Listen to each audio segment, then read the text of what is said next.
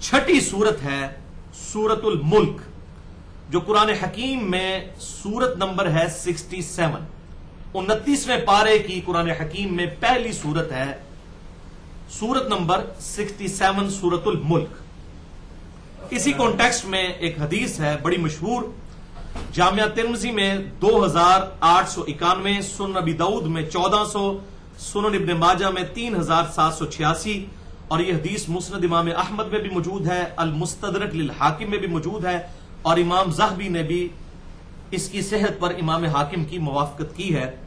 कि आप सल्लल्लाहु अलैहि वसल्लम ने इरशाद फरमाया, कुरान हकीम में 30 आयात पर मुश्तमिल एक ऐसी सूरत है जिसने अपने पढ़ने वाले के लिए शफाअत की, यहां तक कि अल्लाह ताला ने उसे बख्श दिया, और वो सूरत है तबारकल्लज़ी बियदिहिल मुल्क। ये आप सल्लल्लाहु अलैहि वसल्लम ने इरशाद फरमाया। इसी हवाले से सूरतुल मुल्क की फजीलत के एतबार से एक बड़ी मशहूर ज़ईफ रवायत भी है, जामिया तिर्मिज़ी में 2890, लेकिन इसे खुद इमाम तिर्मिज़ी ने ज़ईफ करार दिया। इसमें यहया बिन अमर बिन मालिक एक ज़ईफ रावी है, और हदीस कुछ यूं है कि एक सहाबी ने एक ऐसी जगह पर खैमा लगाया कि उन्हें मालूम नहीं था कि उस जमीन में नीचे कोई गुमशुदा कब्र थी, और उस कब्र से सूरतुल मुल्क पढ़ने की आवाज आ रही थी। आप सल्लल्लाहु अलैहि वसल्लम की खिदमत में जब यह मुकदमा पेश किया गया तो आप सल्लल्लाहु अलैहि वसल्लम ने इरशाद फरमाया कि ये जो सूरतुल मुल्क है ये मानिआ है, अजाब कब्र से रोकने वाली है, और मुंजिया है, निजात देने वाली है। लेकिन यह रवायत ज़ईफ है, यहया बिन अमर बिन मालिक इसमें ज़ईफ रावी है, और खुद इमाम तिर्मिज़ी ने इसे ज़ईफ डिक्लेयर किया। लेकिन इसको सपोर्ट करने वाली एक सही मौकूफन रवायत भी मौजूद है, और वो सैयदना इब्न मसऊद रदियल्लाहु ताला अन्हु का कौल है। और जब भी किसी सहाबी का कौल हो और वो गैबी खबर से मुताल्लिक हो तो यकीनन वो आप सल्लल्लाहु अलैहि वसल्लम के बताने पर ही महमूल होता है। तो ये सही सनद के साथ अल मोजमुल कबीर इमाम तबरानी की किताब में इंटरनेशनल नंबर के मुताबिक 8652, और इमाम बहकी की किताब इस्बातो अज़ाबिल कब्र में 128 नंबर ये रवायत है कि इब्न मसऊद रदियल्लाहु ताला अन्हु कहते हैं, जो शख्स रोजाना रात को सूरतुल मुल्क पढ़ लेता है, जब उसे कब्र में दाखिल किया जाएगा तो अजाब कब्र के अगेंस्ट ये सूरत सरहाने की तरफ से आएगी और अल्लाह से सिफारिश करेगी यहां तक कि उस शख्स को बख्श दिया जाएगा। सुभानअल्लाह। फिर सैयदना इब्न मसऊद ने फरमाया, सूरतुल मुल्क मुंजिया है, अल्लाह के इज़्न से निजात देने वाली सूरत है। सूरतुल मुल्क के पढ़ने के एतबार से एक और ज़ईफ रवायत भी है जिसमें आप सल्लल्लाहु अलैहि वसल्लम के हवाले से मिलता है कि आप सल्लल्लाहु अलैहि वसल्लम रात को सोने से पहले सूरतुल मुल्क रोजाना पढ़ा करते थे। वो जामिया तिर्मिज़ी में इंटरनेशनल नंबर के मुताबिक 2892 नंबर हदीस है कि आप सल्लल्लाहु अलैहि वसल्लम रोजाना सोने से पहले सूरतुल सजदा और सूरतुल मुल्क की तलावत फरमाया करते थे। लेकिन यह हदीस भी उसूल मुहद्दिसीन पर ज़ईफ है।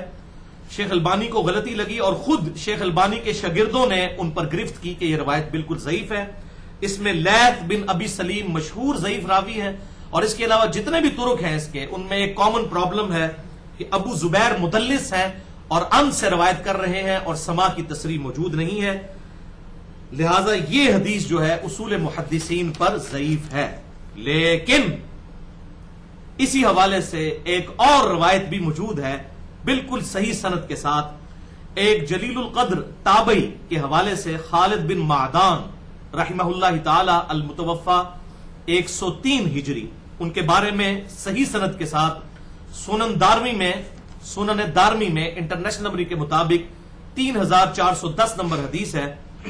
मिशकात में भी ये मौजूद है 2176, और इसके फुट नोट पे शेख जुबैर अली ज़ई रहमहुल्लाह ने पूरी बहस की है, और ये बहस अलग से भी उनके जो फतावा इल्मिया है उसकी पहली जिल्द में शामिल है, सूरह मुल्क के हवाले से भी, सूरह अस्सजदा के हवाले से भी, कि खालिद बिन मादान ताबई अल मुतवफ़ा 103 हिजरी सूरतुल सजदा और सूरतुल मुल्क दोनों सूरतों के बारे में फरमाया करते थे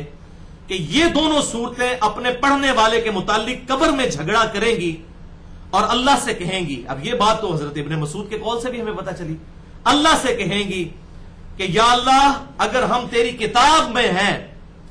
تو ہماری یہ شفاعت اس بندے کے حق میں قبول کر جو کہ ہمیں پڑھا کرتا تھا، ورنہ ہمیں اپنی کتاب سے ہی نکال دے۔ اللہ اکبر۔ اور وہ سفارش کرتی رہیں گی یہاں تک کہ اللہ تعالی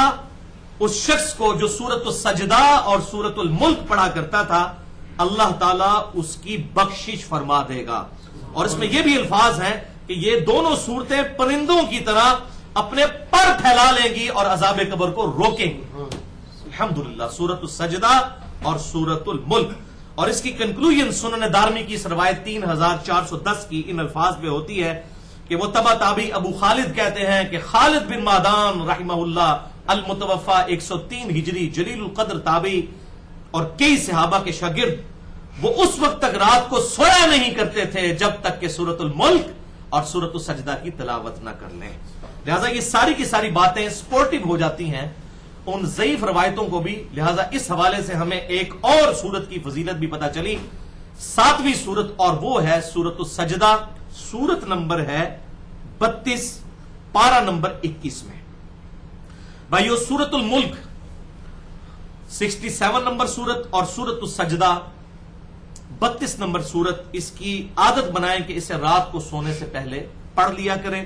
دونوں ہی 30 آیات پر مشتمل ہے،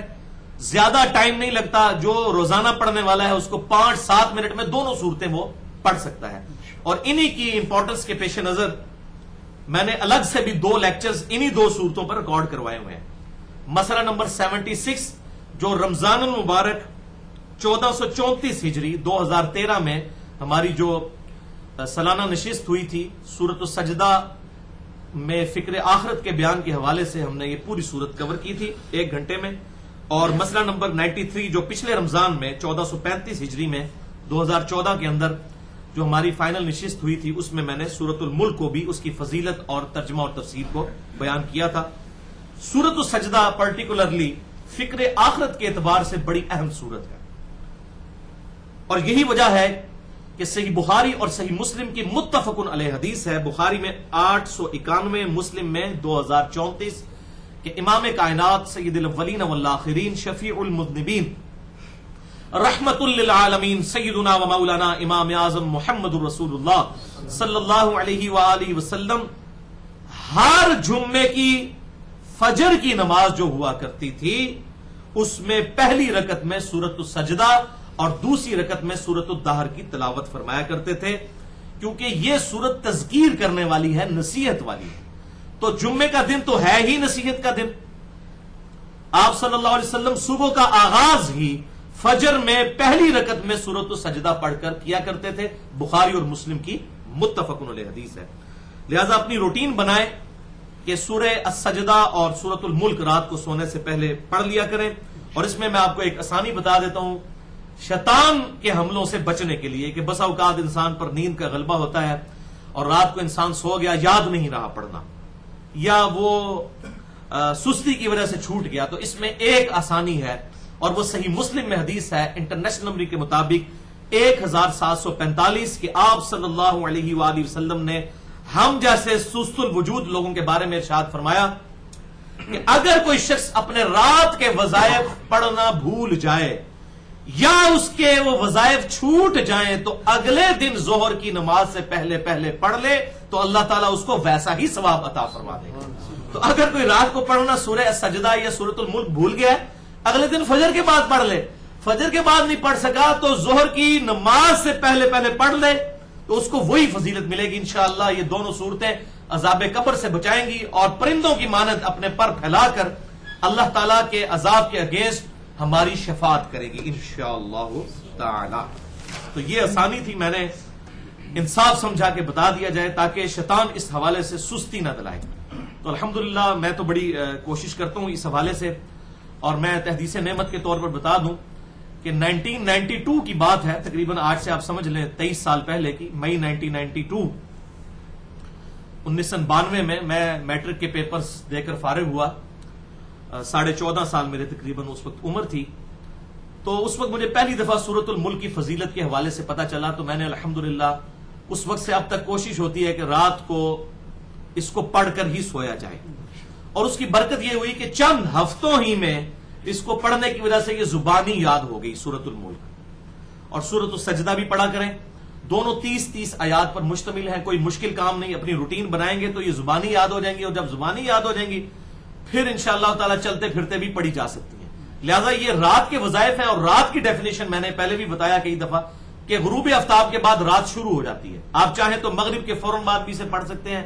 عشاء سے پہلے بھی پڑھ سکتے ہیں، عشاء کے بعد بھی، رات کو سونے سے پہلے پہلے، اور اگر رات کو چھوٹ جائے تو اگلے دن ظہر سے پہلے پہلے پڑھ لیں تو انشاءاللہ تعالی یہ فضیلت عذاب قبر سے بچنے کے حوالے سے ہمیں حاصل ہو جائے گی انشاءاللہ۔